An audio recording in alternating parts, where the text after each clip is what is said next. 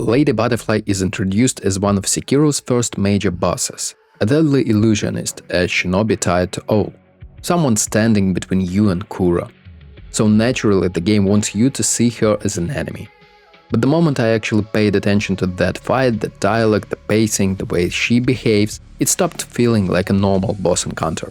Because nothing she does fully lines up with someone trying to win. Which raised the real question. Was Lady Butterfly actually protecting Kuro the entire time? And I believe yes, but not in a simple good with evil way. I think she was protecting Kuro indirectly, by controlling the situation, and more importantly, by preparing Wolf for what was coming next. Let's start with the most important detail. If Lady Butterfly truly wanted Kuro's power, she already had it. Kuro is completely under her illusion when we arrive. He is disoriented, confused, muttering about his parents.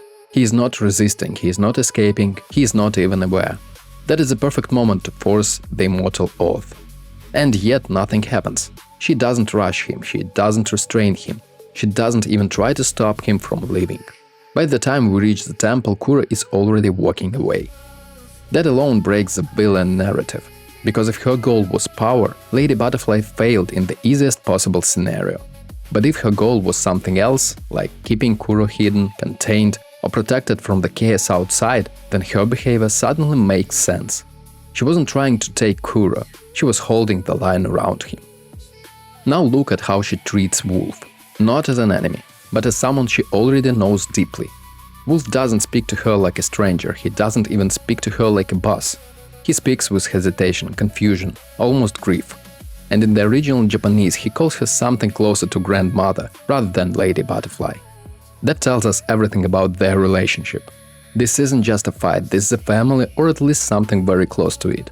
And her response, she doesn't mock him, she warns him. You will die if you doubt yourself. That line is not about her, it's about him. Lady Butterfly isn't saying I will kill you, she says something like you will fail if you hesitate.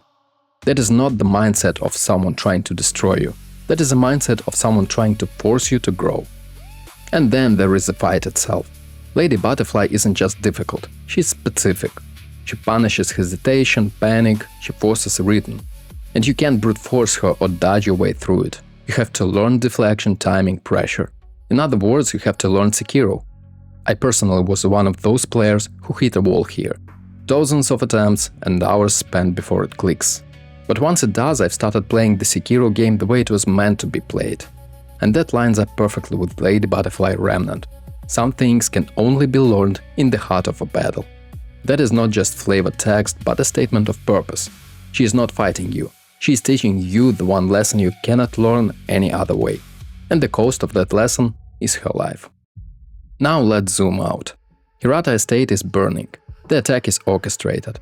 And all is in the center of it.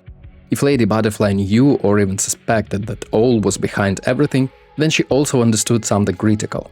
She couldn't stop him, at least not directly. Even if she was powerful, and she clearly was, all was operating on a different level of manipulation.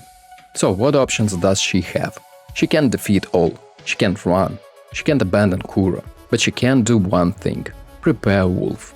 Because Wolf is a variable all doesn't fully control.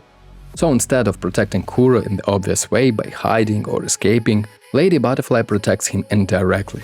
She isolates Kuro in a controlled environment. She confronts Wolf and tests his resolve. She pushes him past hesitation. She forces him to become stronger immediately. And when she realizes he's ready, she doesn't escape, she doesn't stall, she accepts the outcome. Because her role is complete. This is a part that really changed how I saw her. After you defeat Lady Butterfly, she doesn't react like someone who lost. She doesn't panic, doesn't beg, doesn't curse you. She acknowledges you. She says you're grown stronger.